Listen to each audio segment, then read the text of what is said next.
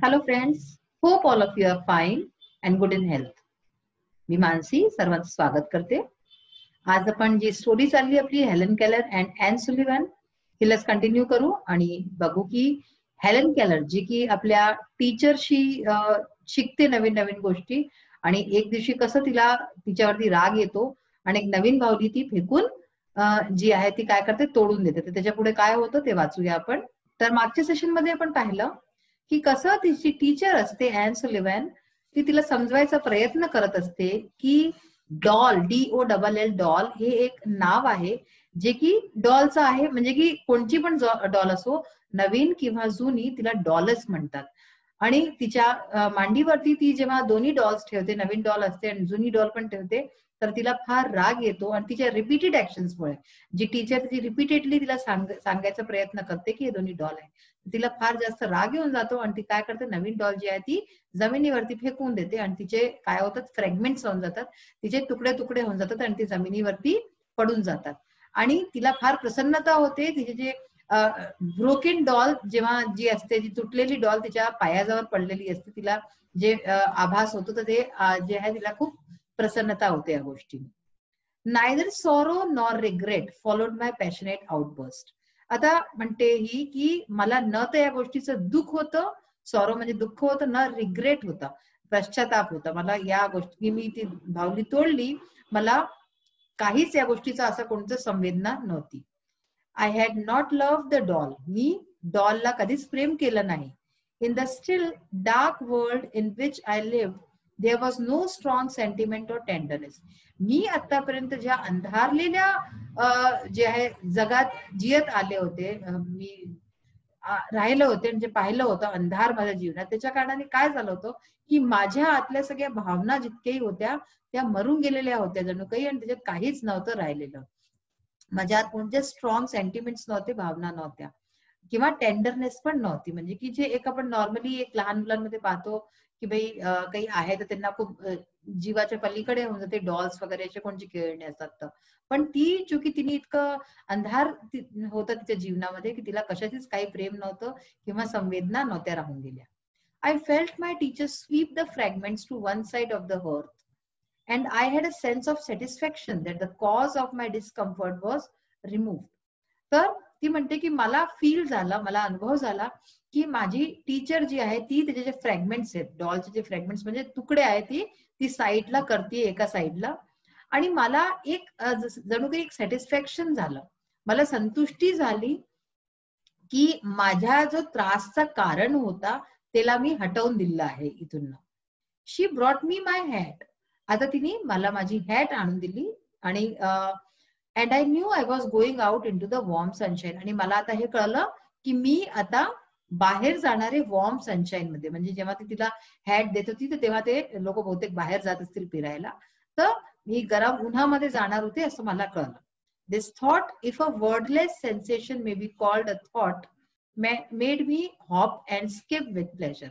तर ती म्हणते की हा जो विचार होता, दिस थॉट म्हणजे बाहेर जायचा, if a wordless sensation may be called a thought, की वर्डलेस सेन्सेशन म्हणजे तेव्हा जेव्हा हा थॉट तिला आला होता तेव्हा तिला माहित नव्हतं वर्ड्स काय आहे किंवा काय असतं, तर तिला जर थॉट म्हणतात तर या विचारांनी मला made me hop and skip with pleasure, तर मी खूप आनंदाने जसं की इकडे तिकडे माझं मन उचलू लागलं. We walk down the path to the well house. तर आम्ही जे आहे आम्ही रस्त्यावर गेलो आणि वेल हाऊस पर्यंत गेलो. वेल हाऊस म्हणजे काय, अशी जागा जिथे पाणी वगैरे असतं. पाहिजे तुम्ही फोटो पाहताय ना, हे असं वेल हाऊस तर म्हणजे जिथे पाणी असतं. Attracted by the fragrance of the honeysuckle with which it was covered. तर काय होतं, फ्रेग्रन्स म्हणजे काय, खुशबू असते, जी छान सुगंध असते.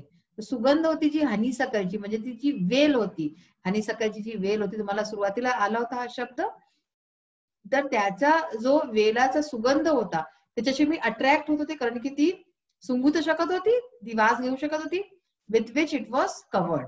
आणि त्याच्या चारीकडे म्हणजे जो तो वेल हाऊस होता त्याच्या चारीकडे काय होतं, हनीसकल होतं, त्याच्यात छान खुशबू पसरलेली होती. Someone was drawing water and my teacher placed my hand under the spout. कोणीतरी त्यातनं पाणी काढत होतं. तुम्ही असं समजायला की हँडपंप असतं ना, हँडपंप जर तुम्ही बघितलं असेल कधी, हँडपंप मध्ये काय असतं, असं मोठासा हे असतं आणि एका साईडला असं लागलं असतं, त्याला असं असं खालती केलं की त्यातनं नळीतनं पाणी येतं. तर कोणीतरी पाणी काढावं, तर माझ्या टीचरनी माझा हात जो आहे त्या स्पाउटच्या खालती, म्हणजे जिथून पाणी येत होतं त्याच्या खालती लावून दिला. As the cool stream gushed over one hand, she spelled into the other the word water. तर जसं माझ्या एका हातावरती पाणी येत होतं, तर तिने माझ्या दुसऱ्या हातावरती जे आहे लिहिलं वॉटर, म्हणजे जसं ती साइन लँग्वेज मध्ये WATER, तर अशा प्रकारे तिने दुसऱ्या हातावरती स्पेल केलं.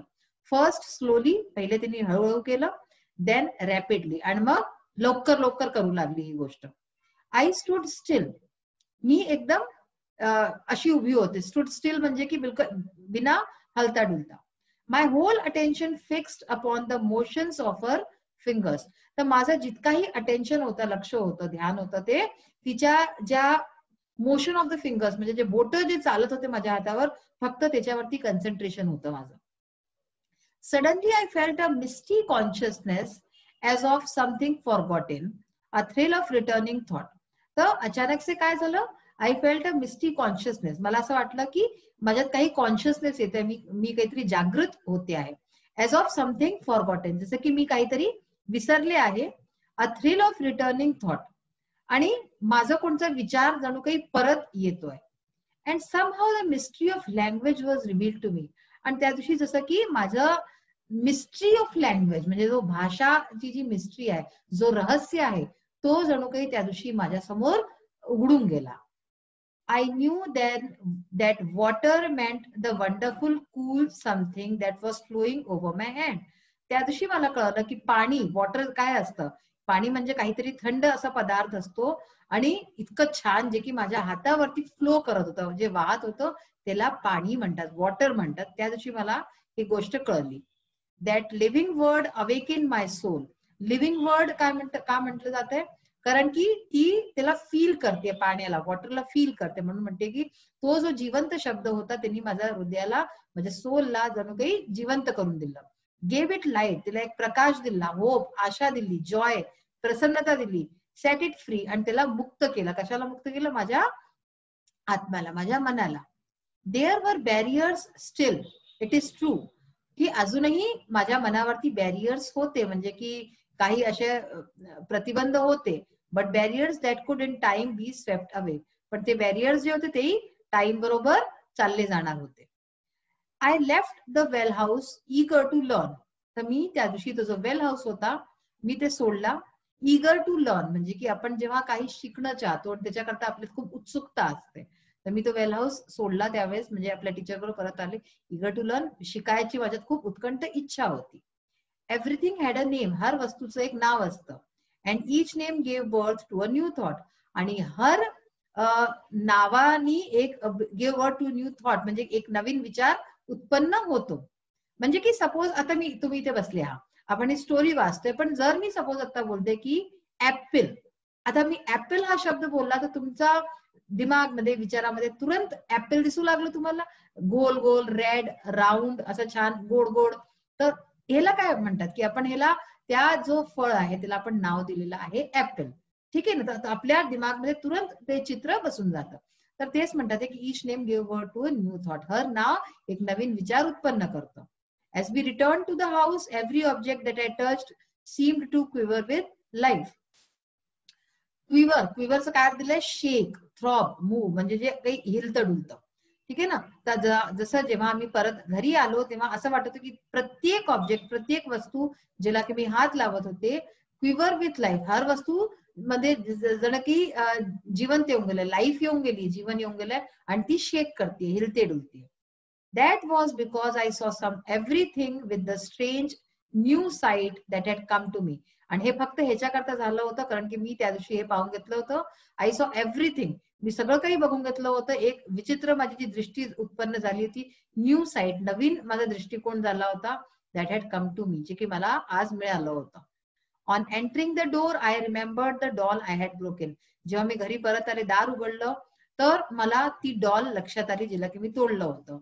I felt my way to the hearth and picked up the pieces. मी जी आहे तेव्हा तिथे गेले आणि जे पीसेस पडले होते तुटलेले त्यांना उचलू लागले. I tried vainly to put them together. तर मी तिला काय करू लागले, वेनली म्हणजे विदाउट सक्सेस, इन वेन. जेव्हा आपण काही करायचा प्रयत्न करतो पण करू नाही पावत, तर मी अशा प्रकारचा प्रयत्न करत होते जो बेकार होता आणि तिला मी परतसे जोडणं चाहत होते. Then my eyes filled with tears. तेव्हा माझे डोळे नंतर जे आहे डोळ्यात पाणी येऊन गेलं. For I realize what I had done. कारण की मला कळलं होतं मी काय केलं आहे. And for the first time I felt repentance and sorrow. आणि तेव्हा पहिल्यांदा असं झालं होतं की मला जे आहे माझ्या गोष्टी करता खूप दुःख होत होतं आणि पश्चाताप होत होता. तर अशा प्रकारची ही कहाणी आहे. नेक्स्ट जे उरलेलं आहे ते आपण आपल्या नेक्स्ट सेशन मध्ये वाचणार आहेत. हे बघा, तुमचं जो इंग्लिश वर्कशॉप आहे त्याच्यामधला क्वेश्चन नंबर 6 आता आपण घेतला आहे. Gather more information about the following. आपल्याला ह्याच्या बारेमध्ये आणि जास्त इन्फॉर्मेशन जी आहे एकत्रित करायची आहे. तर काय आहे ह्याचं बघा, different types of इम्पेअरमेंट that limit a persons activity or make it difficult for him her to mix with others in society.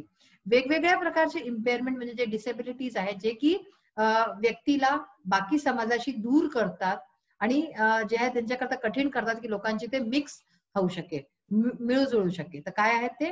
Visual इम्पेअरमेंट, hearing इम्पेअरमेंट. Visual म्हणजे पाहायची दृष्टीशी संबंधित, हिअरिंग म्हणजे ऐकायशी संबंधित इम्पेअरमेंट. इम्पेअरमेंट ऑफ स्पीच प्रोडक्शन म्हणजे की जे आपल्या वाणीशी रिलेटेड असतं, बोलायची. इम्पेअरमेंट ऑफ लँग्वेज कॉम्प्रिहेन्शन. लँग्वेज म्हणजे जे की आपण लँग्वेज बोलतो जे नाही येत काही लोकांना. इंटेलेक्च्युअल इम्पेअरमेंट जे की आपल्या मेंदूशी रिलेटेड असतं. रीडिंग इम्पेअरमेंट आणि याच्याच वाचण्याशी पण रिलेटेड जे आहे ते डिसेबिलिटीज असतात लोकांना. How modern technology can be use to overcome these problems.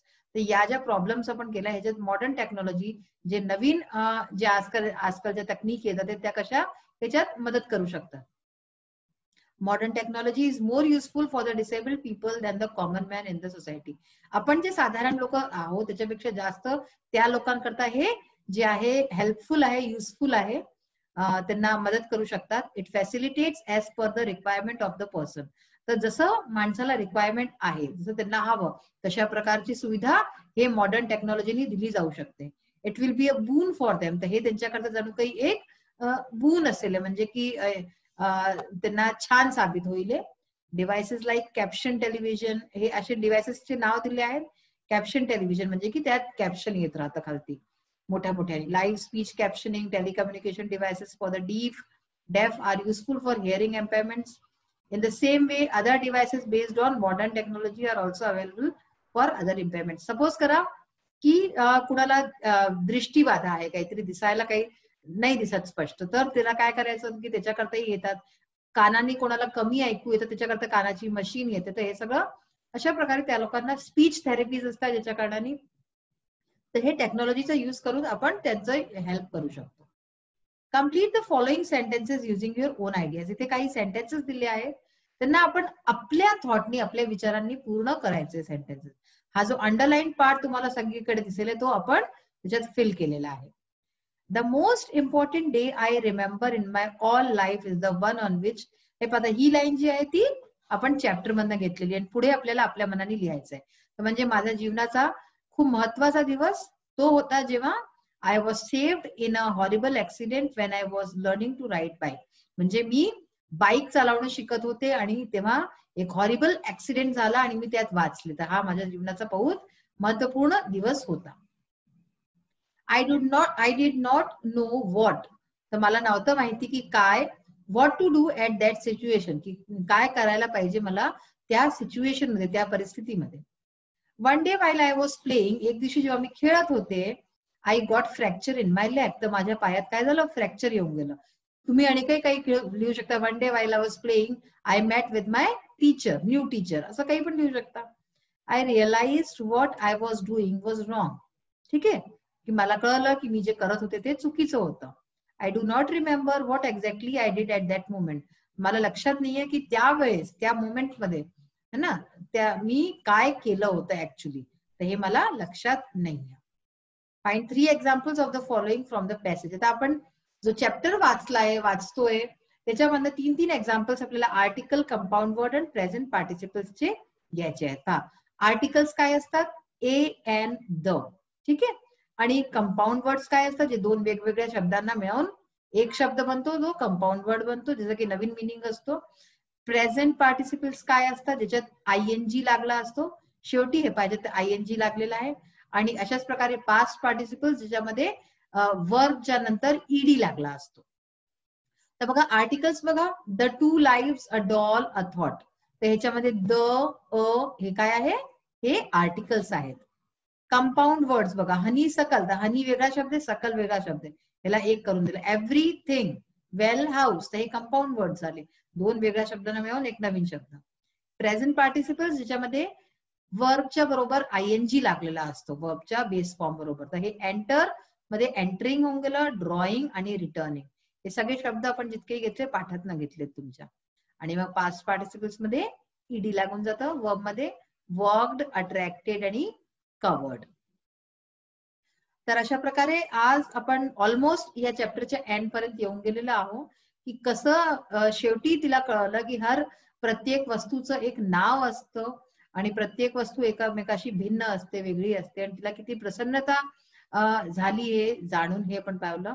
त्याच्याबरोबरच ग्रामरचेही आपण आज आर्टिकल्स आणि प्रेझेंट पार्टिसिपल्स वगैरे बघितले, जे की तुमच्या एक्झाम्स वगैरे मध्ये आणि तुम्हाला पुढे जाऊन 10th मध्येही हे सगळं कामच येणार आहे. आजचा सेशन इथेच फिनिश होतो. नेक्स्ट सेशन मध्ये परत भेटूया. Till then bye, have a nice day. Thank you.